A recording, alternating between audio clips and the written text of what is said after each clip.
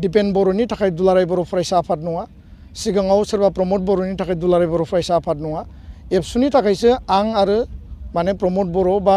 गुबुन माने इउजि ब्रह्मआनो जा बा माने गुबुन गुबुन बिबानगिरियानो जा दा एबसुजोंसो जोङो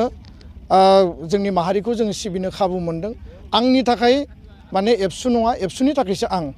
एबसुनि गायसनथाय सान बेजों लोगोसे बर' माहारिनो मा मेसेज होना दं नोंथाङा दिनै जारिमिनारि 55थि दुलाराय बर' फरायसा आफादनि गायसननाय सान आरो दिनैनि बे गोथार सानावनो 1967 मायथाइनि 15 फेब्रुआरियाव दुलाराय बर' फरायसा आफादा क'क्राझार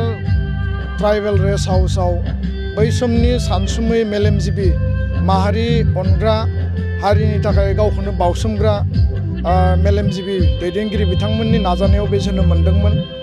दिनैनि बे गोथार सानजों लोब्बा लाखिनानै जोंनि दुलाराय बर' फरायसा आफादनि साफ्रोमबो मावथि बिबानगिरि आरो दुलाराय बर' माहारिनो आङो गोसो गोरबोनि गाहाम हामलायनायखौ आं बावहरदों बेजों लोगोसे बर' हारिखौ बुहुमाव फोथांना लाखिनायनि सार्थआव राजखान्थियारि अधिकारखौ मोनफुंनांगौनि थाखाय आलादा रायजो बड'लेण्डनि थाखाय जि सोमावसारनाय जादोंमोन बड'फा उपेन्द्रनाथ ब्रह्मनि दैदेननायाव बे थांनाय 6 बोसोरनि एबसुनि आलादा रायजोनि आन्दलनाव मुंख्लं जानाय 1135 जन मुंख्लं बिथांमोननि जिउ आत्मानि आलो गोजोननि थाखाय आनान गसाइनायाव आर'ज गाबदों आरो लोगोसे बड'लेण्ड दाबिखौ लानानै सोमावसारनाय गणतान्त्रिक आन्दलन हाथियार लानानै सोमावसारनाय गासै सोमावसारनायाव मुंख्लं जानाय गासै मुंख्लं बिथांमोननि जिउ आत्मानि आलो गोजोननि थाखायबो आं आर'ज गाबदों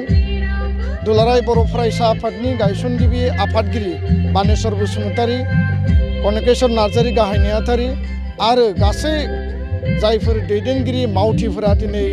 बे बुहुमनिफ्राय आनज्रायलांबाय हारिनि थाखाय दुलाराय बर' फरायसा आफादाव थानानै हाबा मावनानै बिथांमोननि सोरगोआरि जिउनि गोजोननि थाखायबो आं आनान गसाइनायाव आर'ज गाबदों दिनै जोङो फैयै फैयै 55 बोसोराव आगान होफैबाय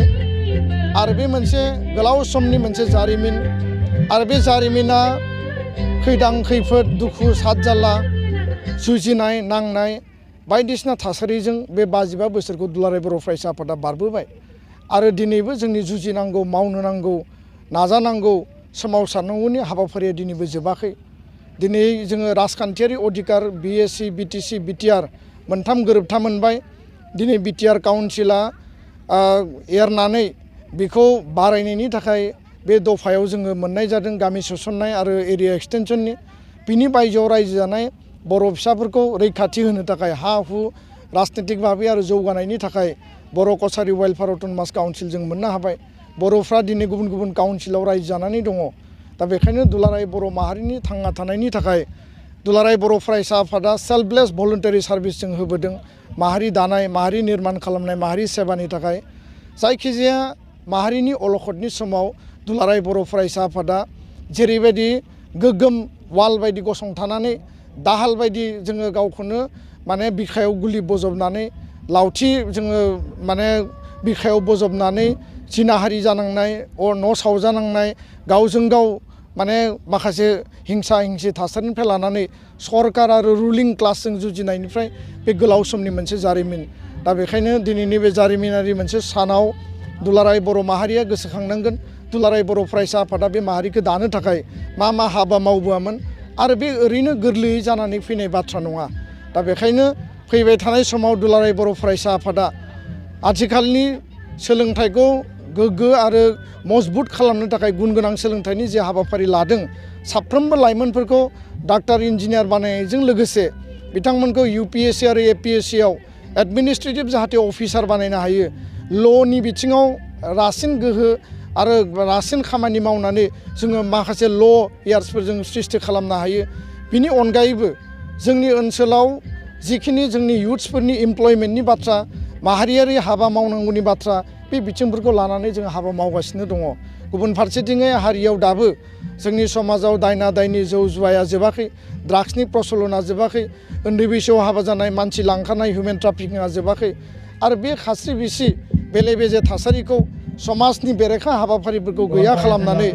समाजखौ गोग्गो गोथार खालामनाया दुलाराय बर' फरायसा आफादनि हाबाफारि दुलाराय बर' फरायसा आफादा माहारि जौगानायनि थाखाय हाबा मावनांगौनि बेलायाव साफ्रोमबो मेलेमजिबि इन्टेलेक्सुवेल जोंनि फोरोंगुरु जोंनि माहारियारि आफाद गासैबो बेयाव जोंनो मदद नांगोन धोरोमारि गौथुमफ्राबो मदद होनांगोन आरो होमब्लासो बर' माहारिखौ गेरेमसा माहारि दानायनि बड'फानि जि मोनसे मोन्थोर बड'फानि जि मोनसे सिमां दंमोन बड'स अफ द वर्ल्ड इउनिटि थ्रु स्ट्रागल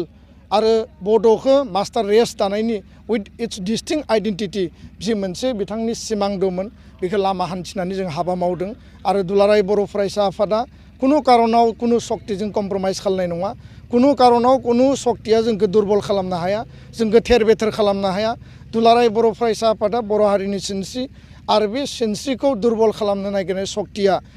गोबां समाव बे 55 बोसोरनि समाव गोबां फैबाय जुजिबाय बारलांबाय आरो बै सक्तिया गाव हारसिंनो दुर्बल जादों गैया जादों किन्तु दुलाराय बर' फरायसा आफादा मालाबाबो खर' गंग्लायाखै आरो गंग्लायनायनि बाथ्रा गैया मालाबा दिसपुरनिफ्राय षड़यन्त्र सोलिदों कनस्पिरेसि सोलिदों मालाबा जोंनि गेजेरनिफ्रायनो माखासे खैसार साग्रा मानसिफोरनि सिन्तानि माने जोनोम जादों आरो दुलाराय बर' फरायसा आफादखौ दुर्बल खालामनो नागिरनाय बै सक्तिफोरा गावनो गाव माने जुजिनानै मेंग्लिनानै दिनै गैया जालांदों दा बेखायनो आङो स्पष्टबादि आङो खोब क्लियार आरो डिस्टिंक्टलि बुंनो सानो एबसुआ बर' माहारिनि गोथार आफाद बे माहारिबादनि अस्तित्वखौ लानानै सेल्फ डिटारमिनेसन गावनो गाव खुंनो हानाय आत्ममर्यादाखौ लानानै जुजिग्रा मोनसे आफाद दा बेखायनो सोमावसारनाया जोबाखै सोमावसारबावनांगोन आरो राजखान्थियारि जि मोनसे क्षमता मोनबाय पलिटिकेलि जों राजखान्थिनि गेजेरजोंबो दुलाराय बर' माहारिया जिखौ हास्थायनानै दङ आलादा रायजोनि जि सिमां बेखौ जोङो जाफुंहोनायनि थाखाय हाबा मावनांगोन गुबुन फारसेथिङै गणतान्त्रिक पद्धतिनि गेजेरजों माने पिसफुल मास माने पिपलनि जे रिभलिउसन बेखौबो जोङो खालामलांनांगोन आं बेखायनो सानो जे दिनैनि बे बुब्लियाव जोङो जिखिनि मावनो गोनां हाबाफारि दङ जों फारि फारि मावनांगोन आरो जोङो जिरायनानै थानाय मेंनानै थानायनि बाथ्रा गैया साफ्रोमबो एबसुनि भलन्टारि जायफोर एक्टिभिस्ट दङ जायफोर मावथि दङ वार्कारफोर दङ बिसोरो दिनै सेल्फलेस भलन्टारि सार्भिस होगासिनो दङ गोदान आफादनि सायाव आङो दिनैनि बे गोथार बुब्लियाव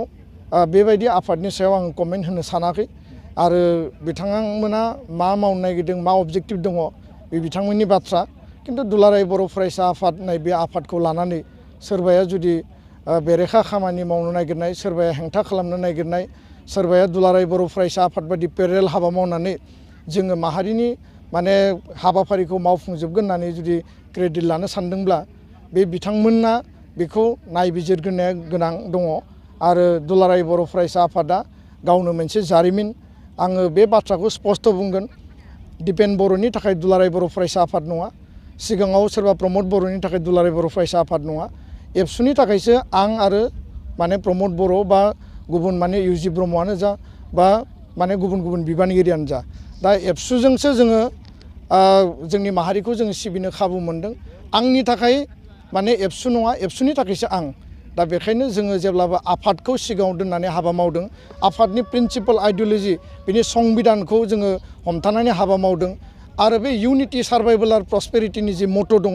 जेराव संबिधानाव लिरनाय दङ आरो जोङो जि भिजन खानानै लादों माने थां माव आरो जौगा लिभ माने वार्क एन्ड प्रस्पार थांनानै थानो थाखाय जों हाबा मावनांगोन जुजिनांगोन बे मोनसे भिजनजों हाबा मावदों दा बेखायनो बेफोरबायदि माखासे जेफोर एजेन्सि माखासे जेफोर माने जिफोर फोर्स बे फोर्सफोरा जोंनि थाखाय माने बेबायदि सावरायनांगौ बा जोङो बेखौ माइन्डआव लानांगौ होननानै आं साना जाय जेरै आफादफ्रा जि मावनांगौ मावगोन आंहा बिनि सायाव बुंनो गोनां गैया दुलाराय बर' फरायसा आफादनि माने गुबै जि अस्तित्व बेखौ लानानै बर' हारिनि थामोनथा रैखाथिनि थाखाय बर' हारिखौ बेंलांनांगौनि थाखाय जिखिनि हाबा मावनो जोंनो बिबान होदों बे बिबानखौ जों मोजाङै रुजुनलांगोन गोजोन्थों